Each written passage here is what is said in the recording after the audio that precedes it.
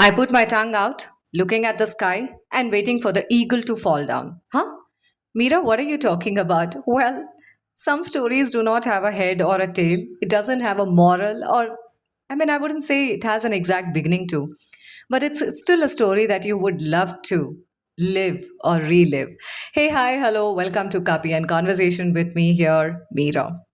I'm going to share a snippet or a tiny bite of a story from my childhood. Um, this is something that I want to share, like a memory from my childhood. As I am sharing, I invite you to imagine and also think about those childhood memories that you have left back. It's one of those stories that doesn't really, have a beginning. Like I said, neither a midpoint or an end point as we expect. It doesn't teach even a lesson or what you call it as a moral. It won't change your life. But somehow, this story has stayed with me for years. It's there in my DNA. And every time I remember, I just smile about it, I laugh about it, and it also brings those happy tears. So grab a cup of a tea or a coffee, settle in, and let's travel back to that sunny afternoon, from my childhood. Grew up as in my native place is called Parani in Tamil Nadu. It's a beautiful place. When I talk about village, I'm sure most of you are nostalgic about this fact that, when we say village, it has the greenery, the green pasture, the folks getting up early in the morning, heading on to the fields, and we are just in a relaxed way going to the temple. I go to the temple. I used to go to this particular temple because there was a gooseberry tree over there, and I went there to eat those gooseberries. And coming back in the afternoon, like afternoons always looked long to me because I was not a child who used to sleep in the afternoon. We used to have the cycle shop where we used to get cycle for half an hour to an hour, where it was rented at 50 paise to a rupee.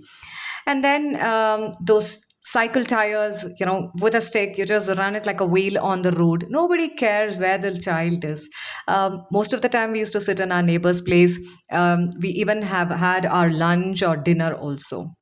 But a couple of these afternoons were really long because I was given a task, what it is. Um, like it was an endless supply of imagination that I'm going to give you. We all played all kind of a games. Some games we invented, some were just passed on, but we believed them and we did continue playing. One day, my friend noticed something about me. I have moles on my tongue. She asked me, "Hey, Mira, do you have moles on your tongue?" And I was like, is it? Show me the mirror. A 8 to 9 year old kid, child I was. I was like, oh, there are so many black dots. Are these mustards that I didn't eat properly and it just stayed back on my tongue? Well, it wasn't. This guy got another 10 to 15 children, and all were asking me to put my tongue out, and they were literally just examining, how many moles do I have on my tongue. And I felt special about it because it's a kind of a different treatment that I got. But they had a different opinion. According to them, these weren't an ordinary mole. They are special, they are magical. Naturally, like every child loves to get that attention, and so was I. I felt like a queen, a princess. And we always believe in the magical stories, right? We want to get into that magic portal and just enjoy the place there. They looked at me with complete seriousness all of a sudden. That seriousness only children can manage, when they're making up something. And they asked, "Do you know what happens if an eagle sees the mole on your tongue?" Huh? What did you say? I asked. The child said, "Do you know, Mira, what happens if an eagle sees the mole on your tongue?" I said, "I don't know." And they explained, if I sat outside with my tongue stretched out and an eagle happened to fly overhead and spot the mole, the eagle would immediately fall straight down from the sky. Huh? You mean to say I need to put my tongue out and just look into the sky and the eagle will fall down? And then what? They said then some magic will happen. I believed in those words. Just like that, no explanation, no science, no logic, just magic is what I was looking for. Somehow it sounded perfect to me. And now, if you're listening to this as an adult, you are probably laughing your heart out, but this is what I did every afternoon. Or do I say, I kind of just slipped into this wonderland. You know, every afternoon I just have my lunch. I would take my position on the staircase outside the house. I would sit there with my tongue out, eyes literally fixed to the sky, and I'm waiting there patiently, seriously. And this was an important work to me, and I'm not supposed to say this to anyone at home, my grandmother or my cousins or anyone at home, because most of them had enjoyed their afternoon sleep. After all, I was conducting, that magical experiment, right? So the first day passed, nothing happened, no eagle. But that didn't, stop me. I thought, okay, the magic will definitely happen. So I returned to the same spot with my tongue out, staring into the sky the next day. Same sky, tongue out, but nothing happened. Another day. Like this, around 4 to 5 days passed by.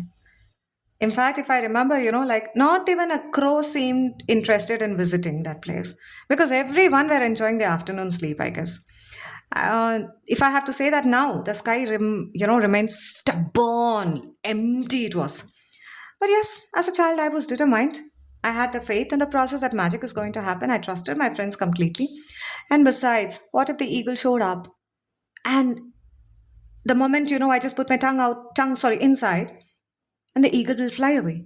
I cannot risk this. So I continued day after day, waiting for, literally the destiny to happen, the magic to happen, waiting for the eagle that clearly had other plans, I guess, didn't show up. I've been still waiting. One practical problem. Holding the tongue out for a longer period is really difficult because every now and then I kept, like thirsty, it was drying up. First, I tried to ignore because if at the very moment I put it in, the eagle will vanish. That's what I thought. But after some time, I realized I needed a solution. So, so what I did was I kept 2 to 3 glasses of, or even some days 4 to 5 glasses, I think, of water just next to me and sat with them. I would just line them up beside me, like a supply in a provision store. And every few minutes, I would just take a sip. I would feel a bit refreshed, I quench my thirst. And again, like I resumed to my position, tongue out, eyes up, ready for the action. Looking back, I can only imagine what anyone passing by must have thought. None from my family, not even my grandmother. She didn't know what I was up to. She just knows, yeah, this kiddo doesn't sleep in the afternoon. She might be sitting in the staircase, waiting for the donkeys to come after the laundry work and, give them water to drink and just talk to these dogs or the cats, which just passes by. That's what my granny thought. But little did she know what I'm doing. Um, because like the childhood, that it's a beautiful phase, right? As you may have guessed now, not even a single eagle, neither the feather came. Not even a little bit. The magic of this, what you call it as an experiment, looked to me a complete failure. One day, my granny noticed and she was startled. And instead of asking me, those days we didn't have the phone at home. The landline phone used to be in one of our aunt's place, and my mom used to call from Bangalore, and we used to run there. Usually, my granny used to give the phone to me first to speak to my parents, and then she used to speak to them. But this time, she just snatched the phone receiver from my hand and she just started speaking to my mother, saying that I don't know what's wrong with your daughter. When she came to our place, she was absolutely fit and fine, but mentally looks like there's some problem with her. I see her putting her tongue out, looking into the, staring at the sky. Has she been possessed? What is happening? Should I take her to the temple? Should I show her to someone, or should I take her to the hospital? I really need it. My mother, like, what are you telling? I'm really worried, is what my mom said. And later on the phone, I explained to her this is what all my friends were telling, and they really had a hearty laugh. To date, to date, they talk about this incident and they just laugh, laugh, laugh, and laugh. Um, I mean, like certain, some kind of a happiness or things, they just come the way without any wisdom, without any head or tail of the story. But that story does exist. What do I would say this is a moment that I captured from my childhood. This reminds us not about who we are. This reminds us that the tiny little child is still within us. It is just in our DNA that we need to replicate it at least once in a day, revisit those days, because Some stories, like I keep mentioning, do not have the head or the tail. It sounds absurd. It sounds funny, but let it be there. Just think about it for a couple of minutes.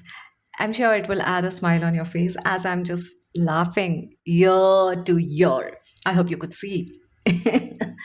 so, before we end today's episode, I would love for you to think about your own childhood. That one story that still makes you smile. Maybe it's something silly, something completely unbelievable, but it's a memory that makes no sense at all at times, but somehow it has stayed with you. If a memory can bring a smile years later, I would say perhaps that's reason is enough to treasure it. Thank you for spending these lovely minutes of yours with me on Kapi and conversation on this story. And I would say until next time, take care of yourself, keep smiling, hold on to those little memories that never fall from the heart. Ta-da, bye-bye, see you.